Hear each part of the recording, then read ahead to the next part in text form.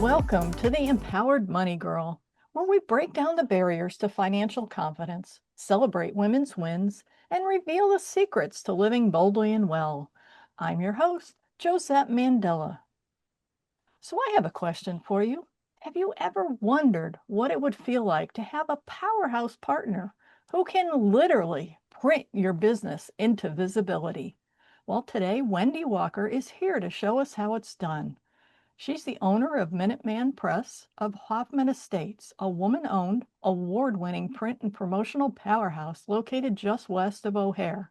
Her team, including 2 former Marines and 2 beloved shop dogs, takes design, print, and promote you to a whole new level. Minuteman Press prints everything you can put your logo, face, or name on. Flyers, mailers, banners, apparel, blueprints, signs, gifts, swag, you name it. And they're deeply invested in their community through Hoffman Estates Chamber, SBA groups, local schools, and nonprofit partnerships. A former flight attendant turned small business champion, Wende has earned titles like Best Business Printing Firm 2025, Best Promotional Products Company 2025, and Small Business of the Year. If you're ready to learn how to elevate your brand, boost your visibility, and think bigger about your business presence, you will love this episode. Please welcome the brilliant, bold, and beautifully unstoppable Wende Walker. Good morning. How are you? Oh, pretty good. Glad to see you. So, Ah, Wende, can you take us back to the beginning? What was your path like to get where you are today? well, I've had a pretty challenging path. At 17 years of age, my parents were not the most quality people. So I have actually lived on my own since I was just turned 18. I sent myself to college. Halfway through college, I found out my father decided he just wasn't going to help anymore. And so my scholarships paid for my half, but they didn't pay for my other half. So I was in a bit of a pickle, I guess you could call it. Um, that I guess propelled me on a quest. I was fortunate enough to have a aunt and an uncle who I had worked for that summer. And they came in and said, write down your bills.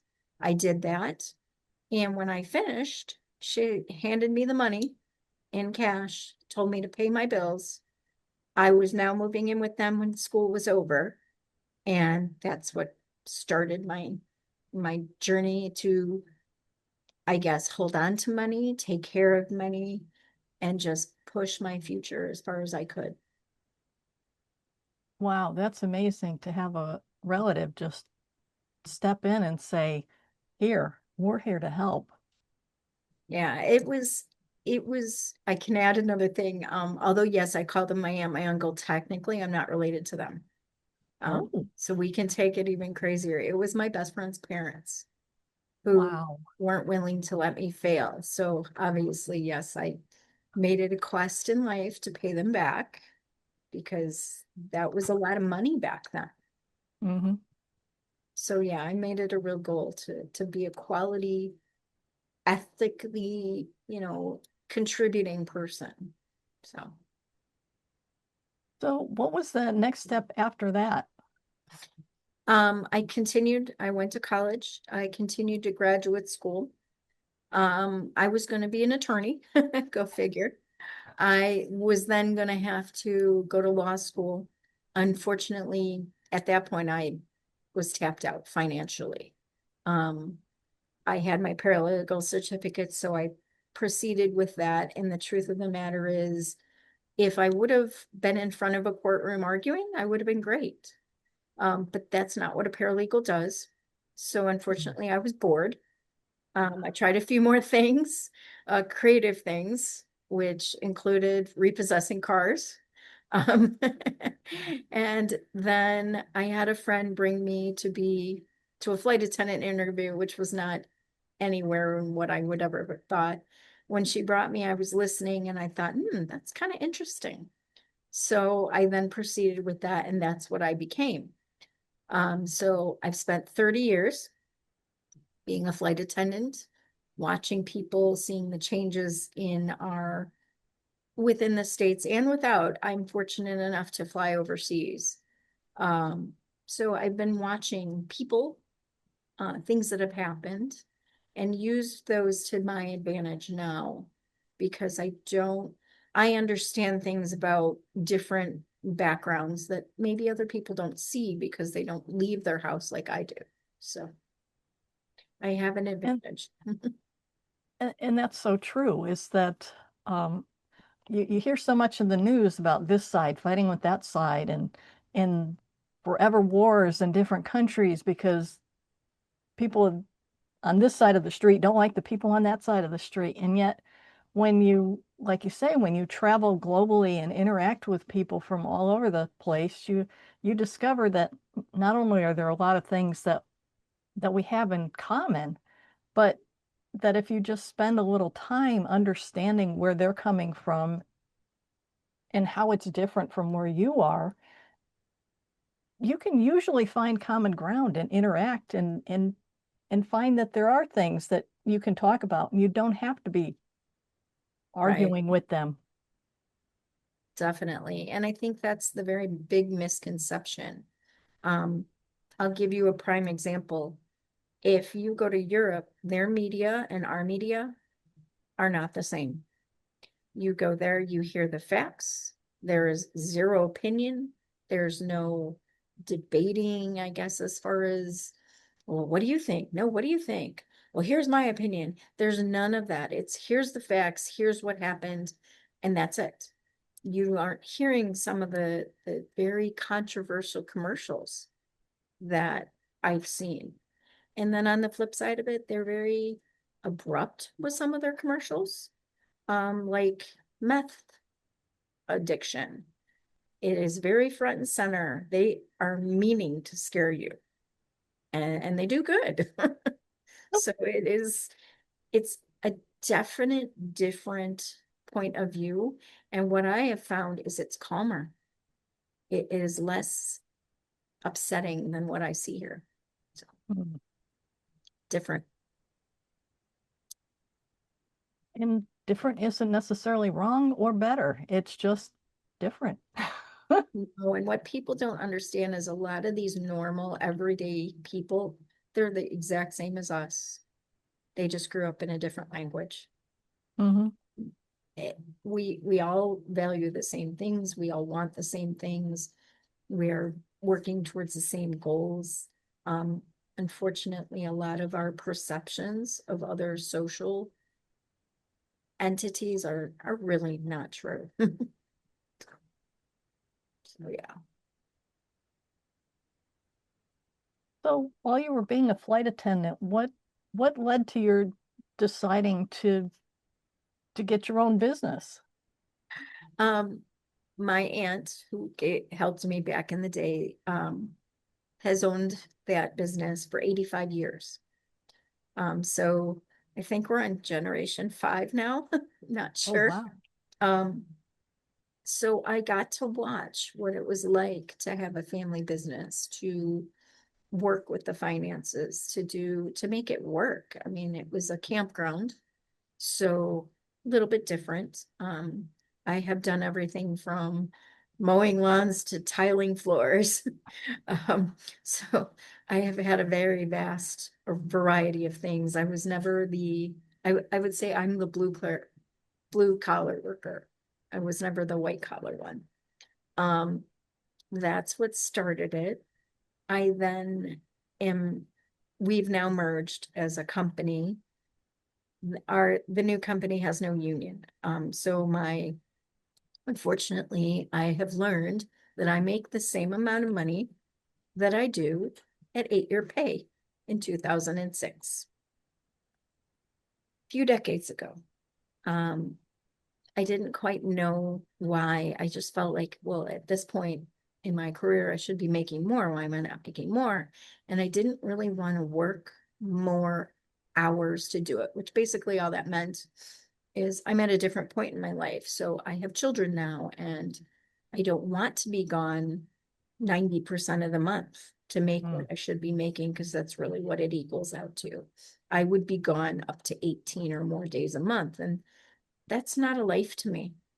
And they've made the job harder and longer. And so there really is no peace of mind where you get that 5 minutes to take away that you should every day for yourself and then discover who you are and what you need. So I started looking around because I figured if I didn't do something, I was going to explode or go insane. I wasn't sure which.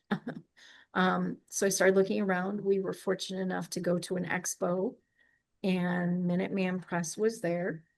I started listening. Now, I'm going to tell you right off the back, being a printer was not what was on my radar. It's definitely not my background. It's nothing that I would have ever thought of.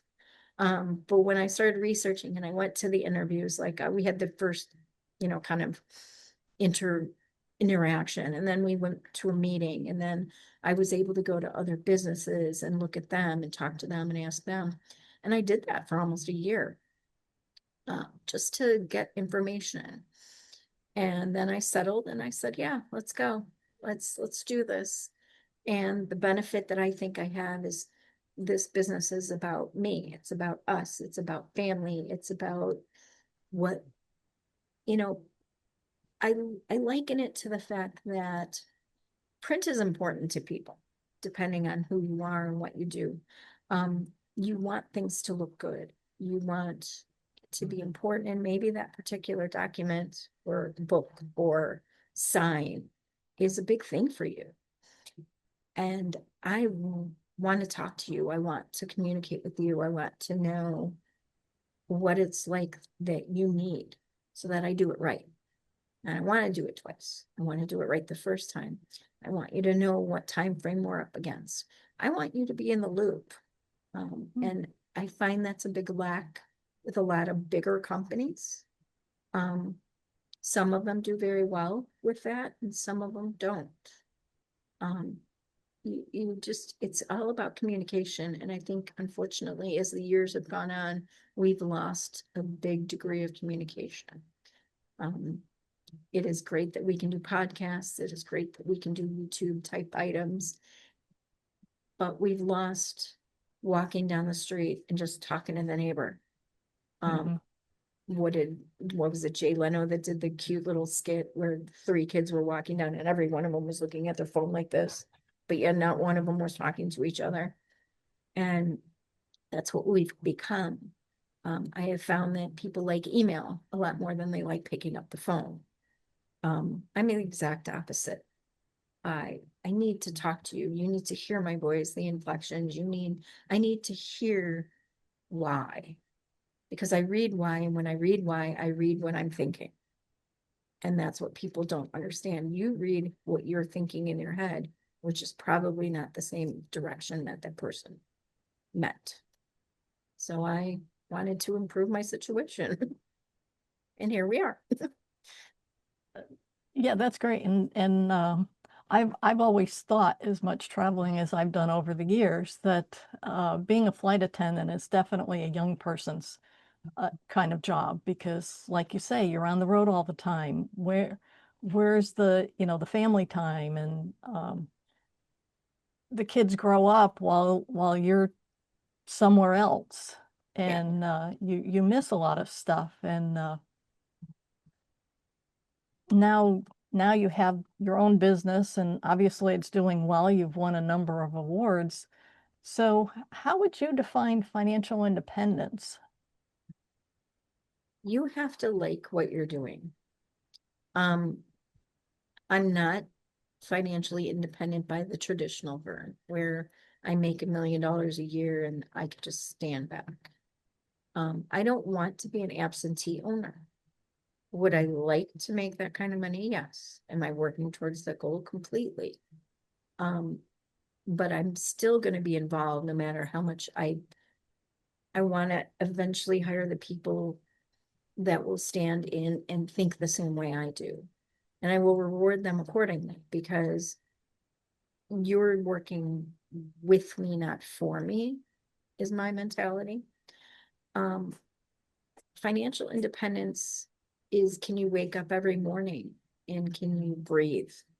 You're not feeling like there's a pile of bills next to you. And I've had, I don't, a lot of people pointed this out to me. I have the innate ability to give up absolutely everything if there's a bill that has to be paid. And when I mean everything, I mean everything. I won't buy new things. I won't do new things.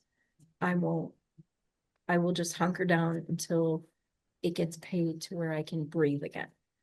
Now, do I know not everybody can do that? Yes, I do. I have a I'm different and I know that. Um, but on the flip side, when I spoil myself, I spoil myself.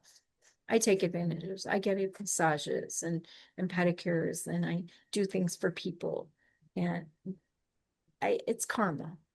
Give away, take away, you know. So, And I agree.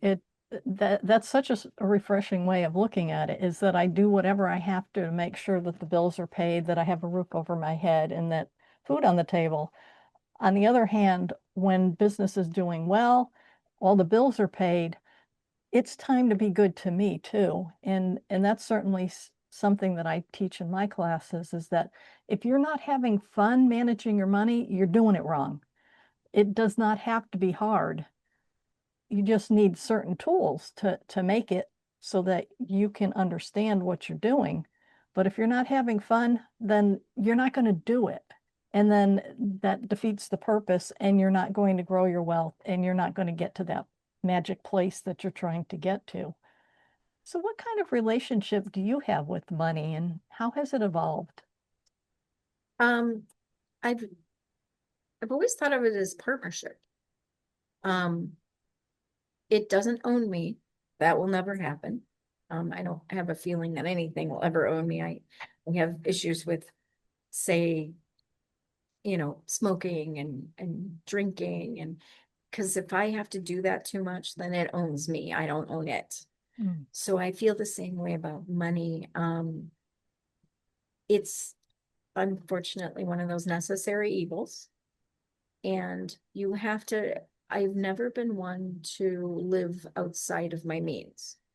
So if my bills are, say, $2,000 and I make 2,500, I'm not going to spend 2,600. I'm only going to spend 2,000 because that 500 is you never know money, and I've always been like that. And if I can't be like that, then I take a step back again.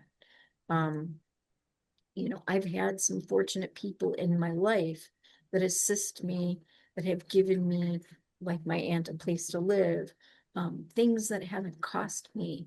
But then again, we're back to that's relationships. That's relationships you founder with other people to help each other. Um, Money is a tool. Money is a necessary evil, but you can also take money and make it work. There are several entities around me within the community that take their money to promote, say, giving groups and nonprofits, and let's take our what we know and earn money to help them, because there are a lot of people that are in need right now, and we need to address that, however that may be. People can point fingers all day long, but that we need to be a village. That's we need to go back to being a village. You are not an individual. You are a group, and the only way you work better is as a group. Um, with individual ideas. Everybody always has to have their thoughts, and money, unfortunately, is necessary for all those things, but you need to look at it as a partner, not something that control you or you control it, because you can lose it just as fast as you get it. I love that, treating it like a partnership, because you're so right, is that if you treat it badly, money goes elsewhere where it's treated well. So you need to look at your own money and say, hey, we're in partnership here. These are the things that I want to be able to do. Help me help you grow so that I can do all these things. And when you were talking about the partnership with the community and helping those that are in need, I absolutely love that because, like you say, if we go back to, say, the 50s, it really isn't that long ago when people were helping each other. And then somewhere when we hit the, I don't know, the 2000s, definitely 2020, the whole thing imploded and people suddenly started this me mentality and completely missed the boat on when we work together, things go smoother, so much easier. The um, and and life was so much, I mean, yes, in retrospect, maybe there wasn't, wasn't the whole everything was coming up roses necessarily, but there was a lot more feeling of joy. Whereas today, it seems like every time you open the newspaper, there's statistics about how the depression numbers keep going up and that, kids are committing suicide and all these terrible things. And I'm like, why? The economy is pretty good right now. Why are they finding it such a challenge to live? And I don't get it really. Yeah, I feel the disadvantage a lot today, and I've seen it in my own children, is that social media is a benefit. I'm not going to say that. It's not, but Mm, it's also a detriment. Um, Everything has a label now, so bullying is a label.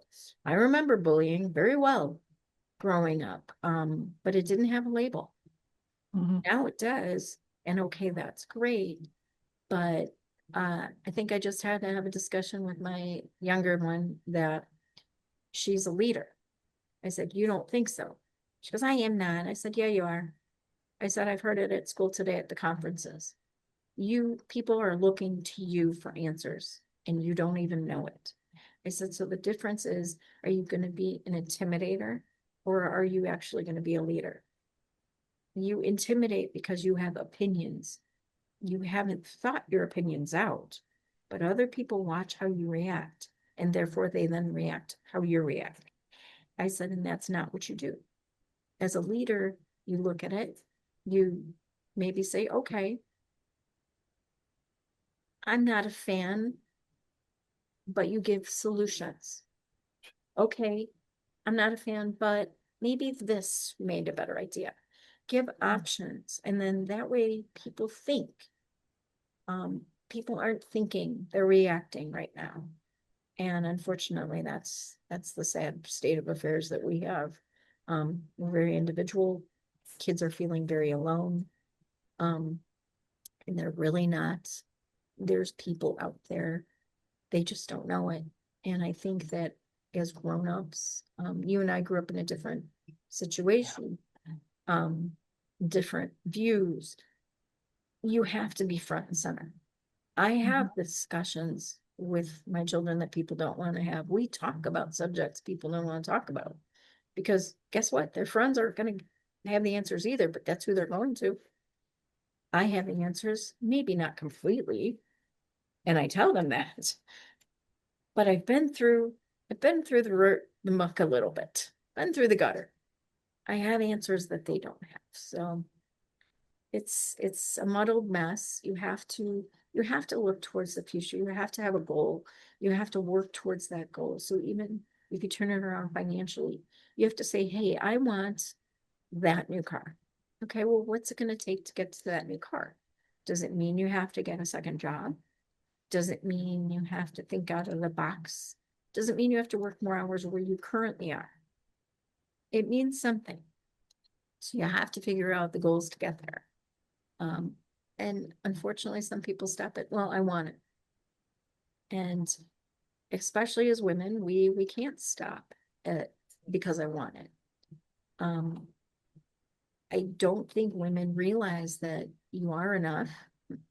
Um, I had two girls at home, and trust me, they know they're enough. Um, they're told every day because I want them to think for themselves. Having a partner, whoever or whatever that may be, is very important because you need somebody to help you along, but you can't make them be responsible for you. I'm teaching my daughter now with her father that, guess what? You're of an age where you're gonna have to pay for some very important, unfortunate things. Nobody said it was in the plan. Nobody asked your permission today. You just got this event. So let's deal with the event, make a decision, and let's move forward. And that's basically what I've done. I've had my sadness. I've had very disturbing things that have happened throughout my life. And I have lost it. I've had my crying moment. I have lost it and been sad for a week, hidden in my room without coming out, drinking wine and eating pizza. But at one point, you have to pick yourself up and say, okay, I've now had my sadness. Now we have to sit and we have to address what we have, and let's now move forward. Sometimes those days are longer than others. And if they are longer than others, then again, you have to keep it in your head that this is about you and you need to seek out the help you may or may not need to then take that next step if you need help. People have a challenge doing that. It isn't about you. It's about you plus somebody. And they need to understand that the plus somebody is always there. Yeah, and that's such a great reframe, is that just because you're having a bad day, weeks, whatever, that it's really up to you to look at it and say, wait a minute, yeah, this bad thing happened, but I'm probably not the only one that this ever happened to. And there's somebody else out there that I can help me get to that next step and get me out of this hole, rather than just wallowing in I don't know, hoping for something to fall out of the sky. That really isn't an answer. Yeah. And, you know, we are individuals, every one of us. But we've lost the village, we've lost the camaraderie. Um, guess what? I don't know everything about money, but I do know who to start looking for. If you look in my bookshelf, you'll see I have probably well over 100 books on networking, independence, businesses moving forward, even from the people that some people don't like. I I want to know, how did you get there? Because maybe if I don't understand it all, I'll understand something. And that, just like in our business, there are people, I need a graphic designer. I don't know how to draw. I mean, I don't want to know how to draw. You have to accept that you're never going to know it all. You can't do it all. We'd like to, and that'd be great, but there are not enough hours in the world. So accept that you need help. Find the people to put around you. Like my two Marines. They're very, Marines are trained extremely well, and they have a goal and they figure out how to get there. And that's their mentality. So it's interesting to see different aspects. And you have to keep into account with that same thing, different groups of people have different ways of being raised. You have to accept that, understand it, figure out that it's different than you, and figure out how to frame it together. It's about together. So what's next for you? What ambitions are still driving you forward? Well, I've obviously been making goals to get our name out there. My goals are to become a bit larger company. That's my goal right now. Um, I need more of us to do bigger jobs, to open a larger facility, to move forward, to allow me to hire more individuals so I can take a step back. I don't slow down. I pretty much work every day of the month except about 2, which is not exactly always the best. I do, when I can, take advantage for myself. It is about keeping your framework, your mind, whether that be meditation, whether that be working out, whatever works for you, just to keep yourself going. But yeah, I want to build our business. I want to be a brand that, yes, as a franchise as a whole, we are good. It's a good 50-year franchise. But as an individual, I want people to know us. I want people to go, oh my God, yeah, Hoffman did this for us, and Hoffman helped us do that. I want that. I want to be a name in the area that you can count on. With a bigger facility, makes your life easy. So if you could give one message to women listening today about their own independence, what would it be? Don't give up.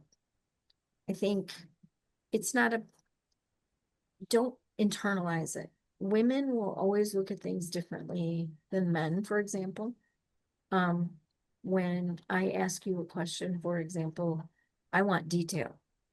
I want from the time you walked in the door to the time you walked out of the door and everything in between. And when I ask him, and then the response is, well, they broke up. Well, how, why, who, what, when? I don't know. They just broke up. And I'm like, we look at things differently, and that's not a bad thing. But use that to your advantage. Women need to know that we can do it. It is, and again, we can get help. We can ask for assistance. It doesn't make you the weaker link. But you also have to choose where you want to go. You have to give yourself a goal. You have to know that no matter what, in the end, you can wake up every day and look in the mirror and like what you see. And if you don't like what you see, figure out how to fix that.